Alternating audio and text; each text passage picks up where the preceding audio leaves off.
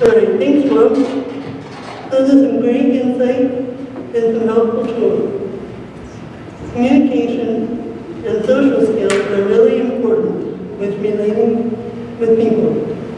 Tonight, I'm going to share some insights and some understanding about communication.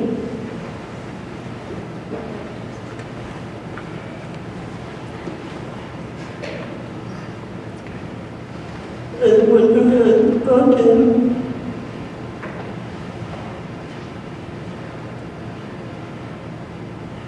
I've been thinking that all social skills lead back to a person's emotion in some way.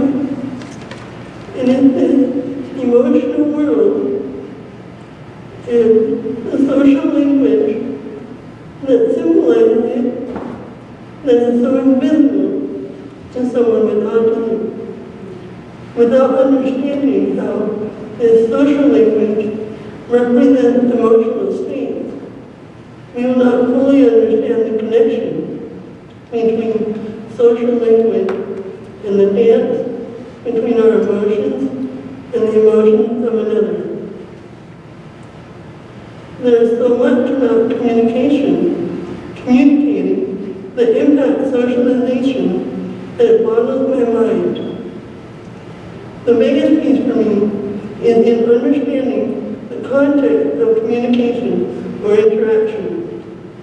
My social skills are very limited contextually. My ability to bring skills to an interaction depends on my familiarity of that context. The amount of my participation depends on how much of the context I grasp. Context most often comes from integrating and assimilating the continuity of information or interaction over time. The context and content of a conversation can shift very fluidly and quickly. In a world social view, this means gathering, comprehending, and remembering numerous details of information that impact my life. This content could be trivial or significant and obtained through various sources and from differing ranges of time periods.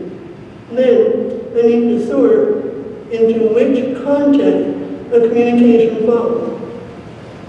While information may be present in the environment, my brain often selectively filters it out due to overwhelm from my senses, or my attention being focused on a different detail. Even when information gets through, my brain might not know how to interpret the content. If it does, I may not know how to interpret what that means for me. For example, if I am able to interpret the expression on someone's face as annoyed, as did my mom in her example, I may not be able to assess or project how that can impact my next moment, such as a confrontation. It would really be helpful if I could do this, because I have been told a lot how annoying I can be. Or maybe that's just one of those things I selectively filter out.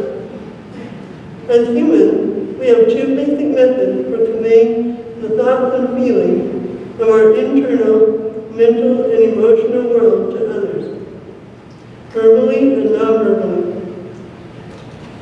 These two methods can function independently or together. Verbal communication consists of either written or spoken words. It is this form of communication I rely on the most, and for the most part, I take it literally. Nonverbal communication consists of just about anything else that is not words. It is this kind of communication with which I have so much trouble. It has an incredible amount of complexity and confusion to communication for me. It includes body language, style of dress, social position, environment, and so on. Body language includes facial expression, eye contact, gestures, posture, spatial distance, and touch. Nonverbals include speaking characteristics such as voice quality, rate, pitch, volume, rhythm, intonation, inflection, and stress, but not the words themselves. Also, it is possible for both the verbal and the nonverbal method together to convey different or contradictory information at the same time. For example, facial expression can give different meaning than the word. Gestures can have different meaning than the word and facial expression. Vocal inflection and volume can have different meaning than the word, facial expression, and gesture. It frequently takes me time to identify, assess, and comprehend the different types of verbal and nonverbal information people convey to me. I easily get confused and overwhelmed and have to ask a lot of clarifying questions. I also need to be able to convert my internal, mental, and emotional world into verbal and nonverbal communication to convey to others. This processing of multi-layered and bi-directional communication further adds to the complexity of interpreting a message's content and context in the area of, is it mine or is it theirs, and are we both on the same page? It is this need for more time, of which my mom's fourth, clearer communication skills allow time for the other to process, speaks, so that is so important when communicating with autistic. The autistic's challenge, then, is to learn how to interpret and integrate the numerous verbal and nonverbal clues of social language into this means what to me, and this means what to them. But how can we do this? This becomes a call to the autistic parents and caregivers to develop, acquire, or discover methods and strategies to teach us the methods and strategies to dance the social dance.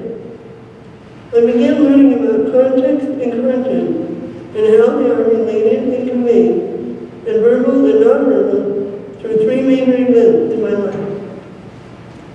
While growing up and trying to better understand the communication process, I was blessed with three great teachers. The first one was my mom. I had a conscientious mother who always listened to my feelings, my expressions of confusion, and my complaints. She was there for me with my constant need for explanation and constant reassurances about social interactions and their consequences. She would often explain her reactions or her responses and what caused them. By doing this, she helped me manage my confusion about communication. Later, I realized my mother had been giving me context for events and circumstances that were going on in my life before I was able to begin synthesizing them for myself. Each nuance of a situation requires the disclosure of a new context. A generalized context seldom covers minute changes to a situation. Consequently, I required a lot of patience. My mother must be a saint. I also realized later that her strategies were synergistic with my ability to comprehend what she was sharing, along with her own personal growth work. Through this symbolic relationship, I was able to integrate many aspects of verbal and nonverbal communication, the social dance. The second blessing that helped me was the chat room. When I was 18, I discovered dial-up chat room that I could access through my computer. This is just before the internet became commercialized. I could talk about anything and everything without having to interpret all of the nonverbal forms of communication that would otherwise be present in a face-to-face meeting. The format of the chat room removed the nonverbal communication component which force everyone to use more verbal detail and information. This is the first of the clear communication skills my mom also spoke about earlier. I witnessed people outside my family chatting online and having thoughts and opinions about other people. This caused me a major epiphany. Other people, strangers, could, and probably did, have thoughts about me. Until this moment in my life, this notion had never occurred to me, and was never a concern. Even in the midst of people staring at my physical differences. Fully comprehending this realization meant that what I said or did could affect others' thoughts and actions about me. This also reflects back to my mom first from the 4 life advantages, self-empowerment, the part about gaining knowledge that we can affect each other's feelings and actions. This was a huge awakening for me. The third blessing that helped me involved a computer game called The Sims. When I was 24, right before I graduated college, I discovered a live simulation computer game called The Sims. Players can control their characters or Sims in various activities and form relationships. The result of a Sim interaction with another Sim was displayed in concurrent ways. Body language changed, inflections were applied to the Sim nonverbal speech sound, and a plus or minus sign appeared above its head. These indicated whether interactions produced a happy or unhappy Sim. The Sims game served me in a similar way that Chapman did, except that instead of the nonverbal information being removed, the verbal information was removed. This helped me better understand how nonverbal communication works in the real world. The game also displayed 2 mood level meters for each Sim. 1 meter bar displayed the immediate mood interaction response. The other meter displayed the overall quality of relationship between those Sims. I connected the Sims characters emotionally in a different way than to other people in real life because I knew the Sims characters' emotional life and intentions. They were me and not me. There was enough psychological separation between me and the character that the abstraction allowed me to realize their lives and humanity. The Sims game used an accelerated time frame. Days, months, and years could be compressed into a few days' worth of playing. This enabled me to witness a Sim's whole life in a short period of time. This helped me see and comprehend the communication patterns and causes and effects of relationships which I have difficulty discerning in real life.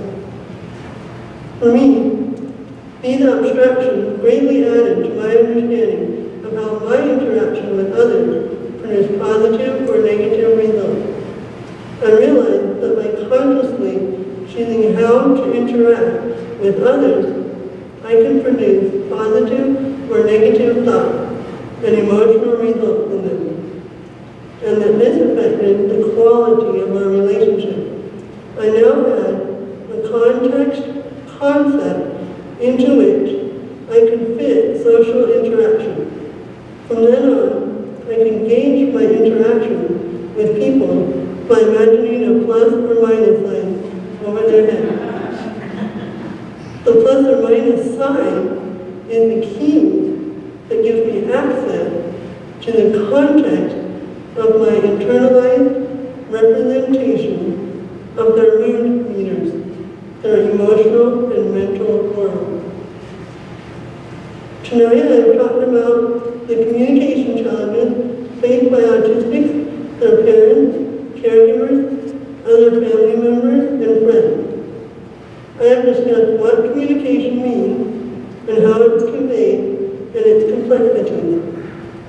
discuss how context and content play a significant role in helping autistic to comprehend the world around them and enhance and develop their skills for communication to dance the social dance. I have shown the importance of giving autistics more time to process information and interaction with others, and that methods and strategies need to be made available to us to help with this task. Finally, I have shared some methods, tools, and strategies that were immensely helpful to me in learning communication skills and social interaction. Autism is described as a spectrum. It spans from those who are severely affected to those who are high functioning like myself. Current research shows that early diagnosis and intervention can make a significant difference in the lives and outcomes of those affected. My brother and I were blessed with a mother who intuitively, courageously, and patiently took steps to change our outcomes and our lives, even without her knowing our late diagnosis of autism. I'm also fortunate to have a brother who shares similar disabilities as mine. Growing up, we did not feel so completely all alone in a neurotypical world. He helps give context and content to the meaning of who and what we are. Now you will hear from someone who also has thoughtful insight on his experience of communicating and relating with others. My artistic and articulate brother, Logan.